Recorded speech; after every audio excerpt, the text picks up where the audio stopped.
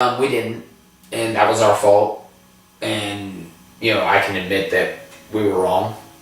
But Brian's text was very accusatory, like we hid it from him. Like we were sitting around going, hey, don't tell Brian that we're not owners yet. Let's not let him know. And that wasn't the case. We thought he was talking with Martin. We thought he knew.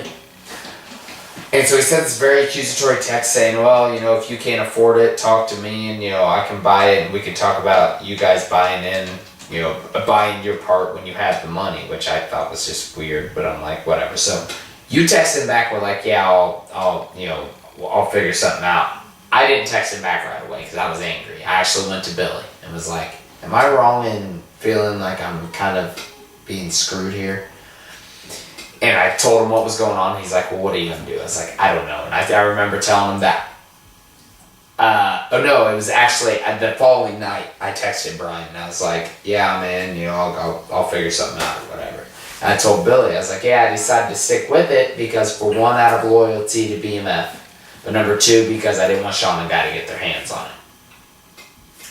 Because with how close Brian was, I just knew that was bound to happen. With how close he was with them again.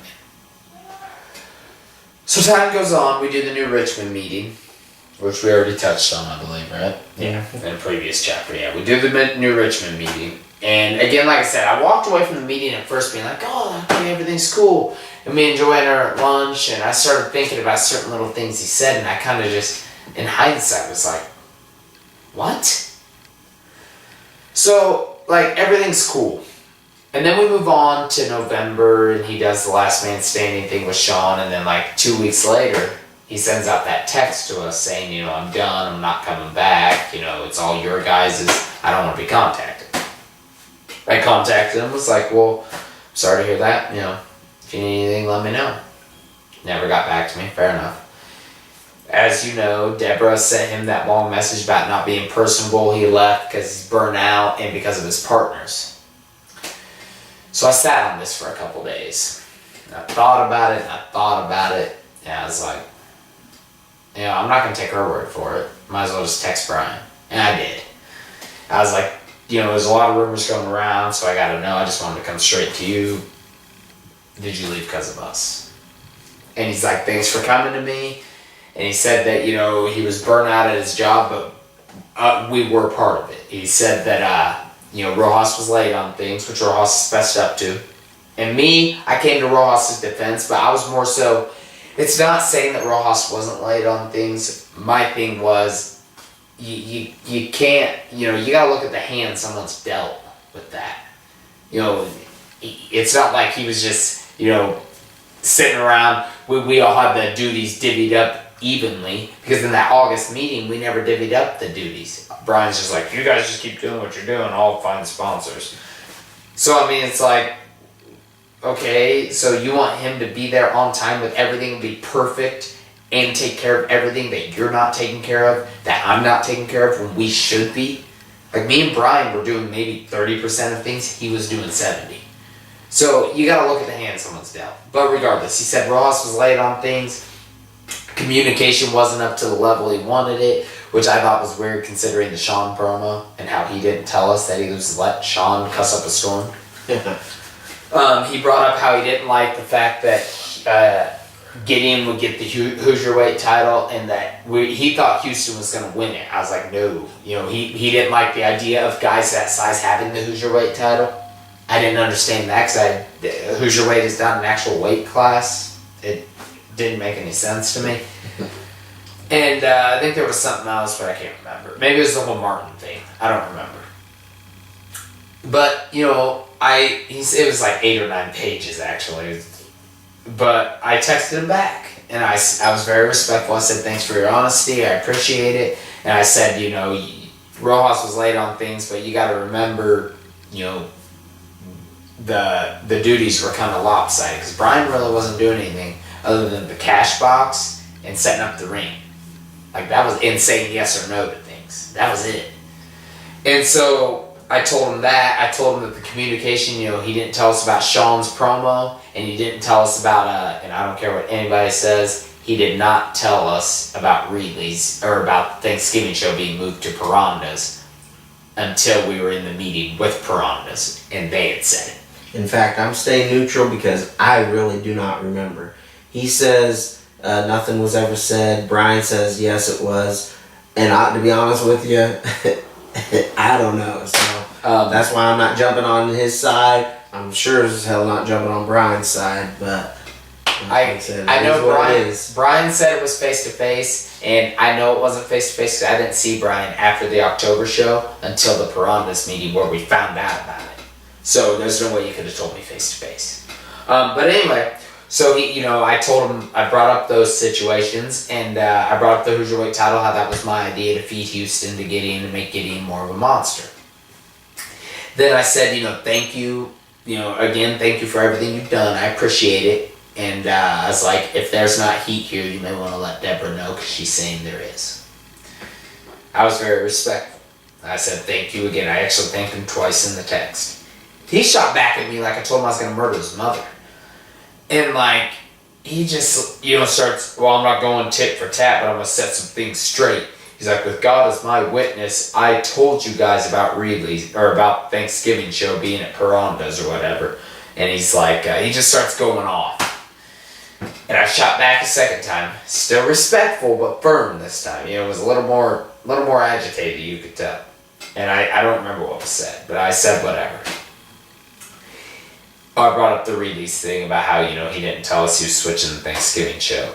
And that's, I brought up a couple other things, and he shot back. He's like, I told you about the release thing face to face. Or I told him I didn't get a text. And he's like, I told you face to face. So that's how I knew he was lying. I'm not going to say he was lying. I'm going to say that's how I know it wasn't true. That isn't what happened. Because maybe he believes it did. So maybe it's not technically a lie to him. Regardless. So after that, I just stopped responding. Because he just sporadically texted me 8 times throughout the day. And at one point he texted me back. Was like, that title, for the BMF title, I bought that to personally commemorate my... what I had done in the business. I was going to keep it for myself, but I was going to give it to you guys, out of the goodness of my heart or something. He's like, but you know what? Fuck you, fuck Ross, and fuck wrestling. Those were his words. And I'm just like, okay. I didn't even respond. And it was that morning that I came up with the idea of having Dave Allen get beat by Johnny Motley for the Championship Material Challenge contract. Johnny cashed in his contract, beat him for the title. But the title didn't change hands due to legal issues with the fact that the contract was made under BMF rule. And now we're TPW, so that was how that all came about. So okay, that happens. I don't talk to Brian for a week. He texts us both and it's like, yeah, people have bid on my half, that whole deal. And he sold out from under us. We've already told the story. Sold out from under us to Scott and Steven. And I was mad. People were like, oh, I can't believe you put that blog up about Brian. Brian had 3 chances not to have that happen. He popped off at the mouth with me on that day. Okay, that one morning. Fair enough.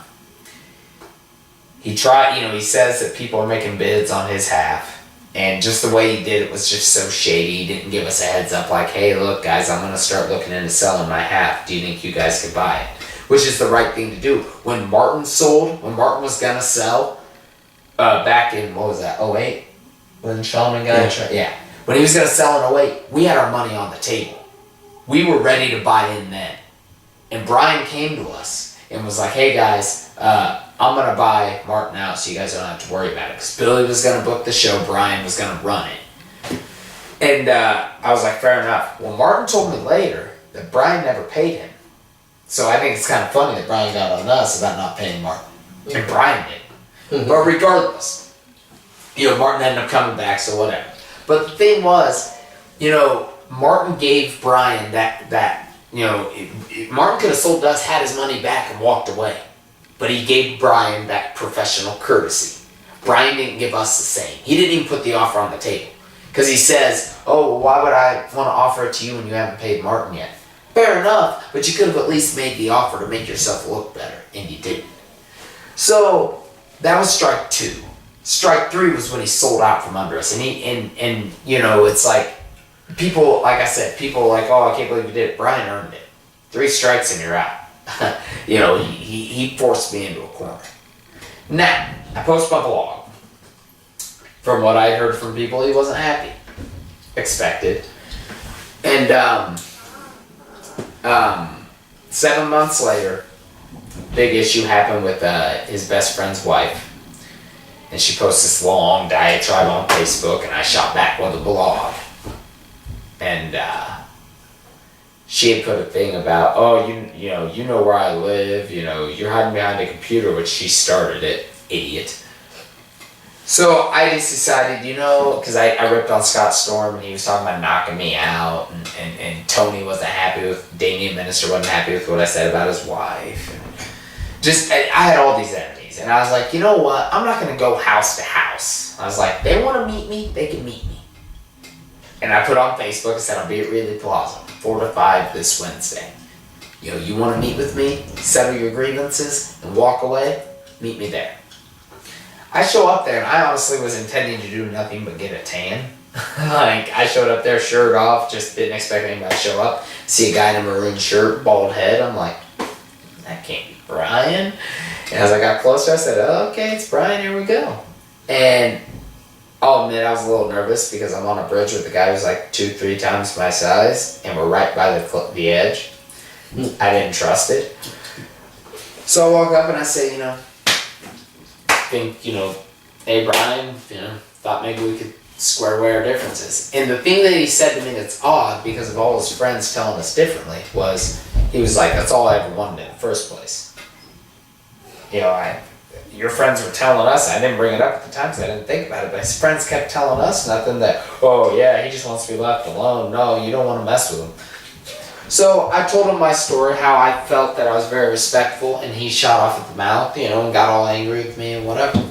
And he's like, well, I told him, I was like, I didn't really understand, blah, blah, blah, just this whole spiel.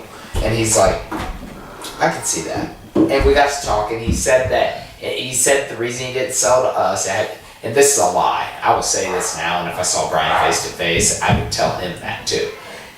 This is a lie. He said he sold to Steven and Scott because he'd already planned a verbal agreement with them before I had agreed to pay him money, and that had nothing to do with not wanting to sell to us. Sure. We all know that's a lie. Brian knows it. Everybody knows. Come on. He was doing it to get back at us because he was mad. But he had said that I had asked him what he'd been told about our March for Retribution video, because we had put together a video package, and Brian was going to be in it, and it was just going to show where wrestling was, show all the stars from the past, and then what we had for the night. And I asked Brian what he was told, and he's like, oh, I was told it was going to bury BMF, blah, blah, blah, blah. First of all, if he was told that, what? I think Tony's the one that told him, right? Mm-hmm. Because you contacted Tony, and I contacted him. Yeah.